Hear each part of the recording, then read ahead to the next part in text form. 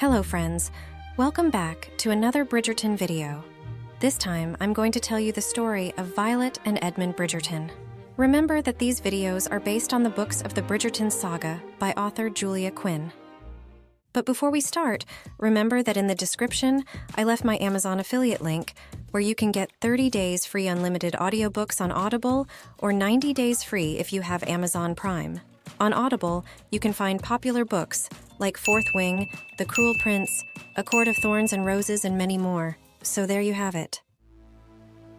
Violet Elizabeth Ledger, by her maiden name, was born in England, UK, on 11th April 1766 and was an only child.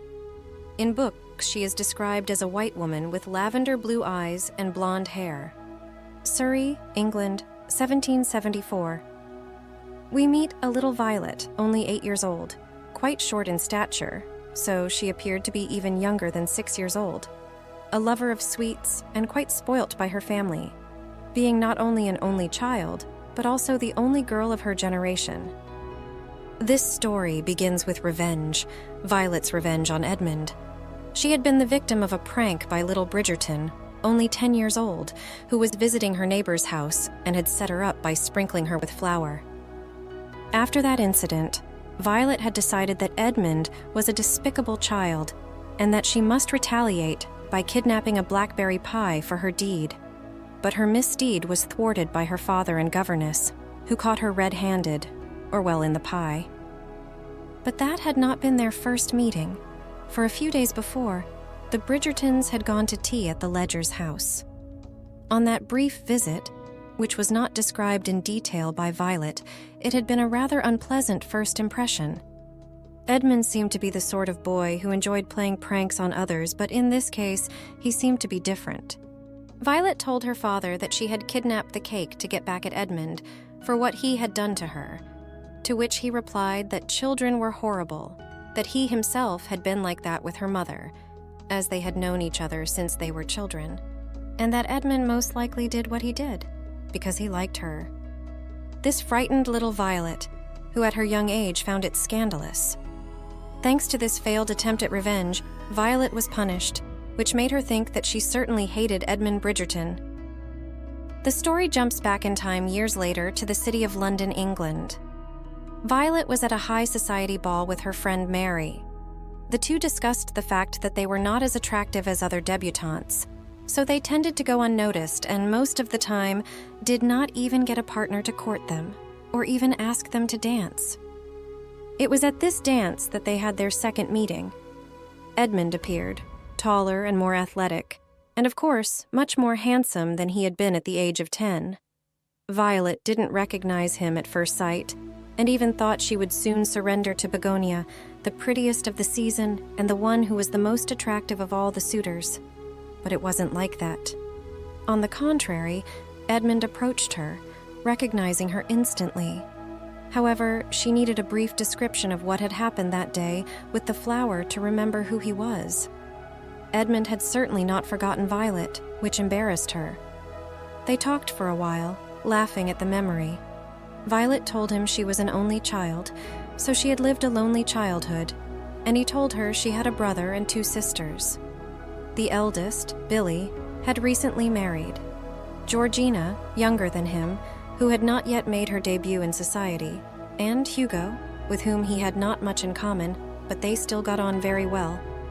That night, after laughing and talking and dancing together, Violet thought that Edmund was without doubt the freest and happiest person she had ever known, and that from that day on, she could never stop looking at him, not now, not for the years they had left to live together. The story takes us 6 months later, with Violet now married, adopting her new husband's surname, Bridgerton. They were in a carriage a few minutes after the end of their wedding, on their way to their honeymoon. They had respected their wedding vows, but had not exactly remained chaste, for during their courtship, they had explored each other without overstepping boundaries. Vivian Ledger, Violet's mother, had not exactly been delighted with her marriage to Edmund, as she considered the boy too young to make a commitment. She thought her daughter should have married a more mature man, preferably someone who was already in a position of title, but Violet was completely and hopelessly in love with Edmund and could not imagine life with anyone but him. They were both young, but they would spend their youth together, and then their old age, and they would have many children just as she wished, or well, as she had begun to wish since she met Edmund. That, their wedding night, was not only the first time for Violet, but also for Edmund, so it was twice as special and perfect. We travel 9 years into the future, to the Bridgerton family's, and especially Violet's, saddest day. They were at Aubrey Hall, Kent, when tragedy struck. Eloise's scream would alert her that something had happened. 8 months pregnant, Violet didn't hesitate to run at full speed to see what was happening to her 7-year-old daughter, who was screaming and screaming. She was unable to say anything, but when Violet saw Edmund's body lying lifeless on the floor, she didn't need to say another word. At 39 years of age, Edmund Bridgerton was dead. His fateful end had come from a bee sting. Eloise had witnessed everything from the sting to her father's agony before he fell unconscious, dead. The ordeal, coupled with her advanced pregnancy, led Violet to lose consciousness.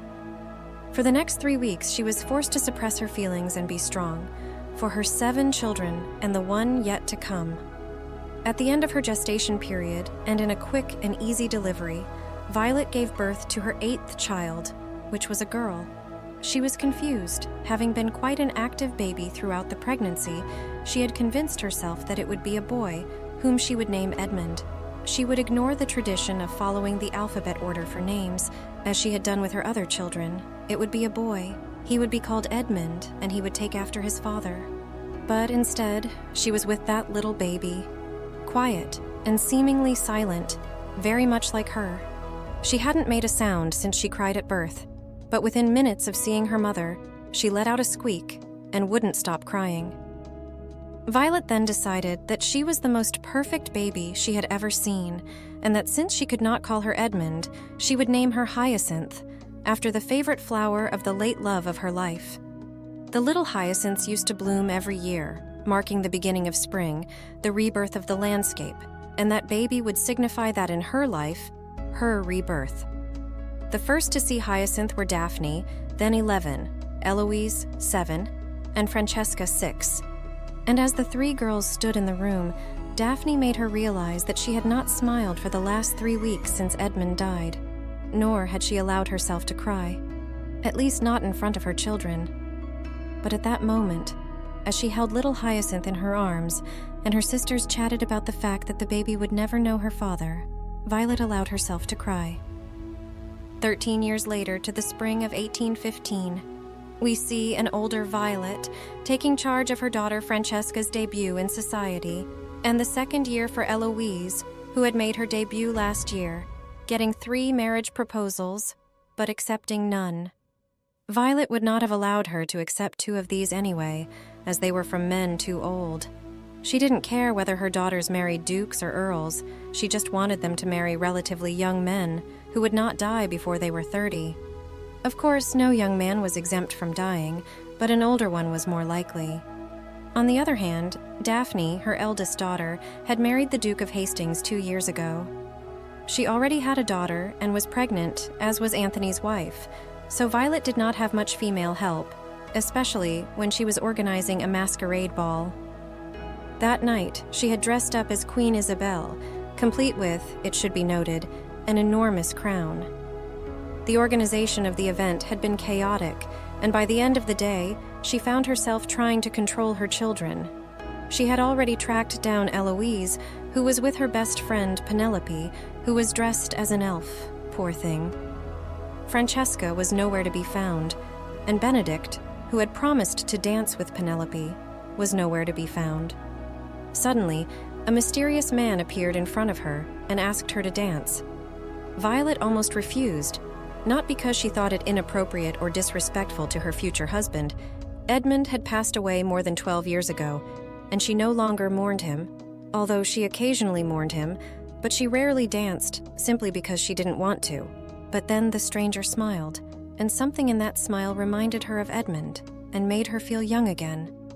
She agreed to dance with him, while her children, dumbfounded, stared at them, trying to figure out who the mystery man was that she was dancing with.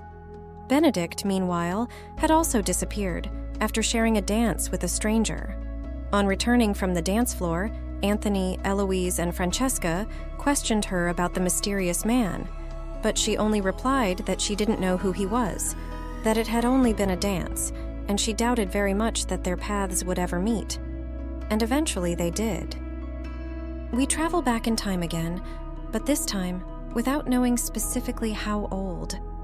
Violet was already 75 years old and enjoyed watching her youngest grandchildren playing in the garden.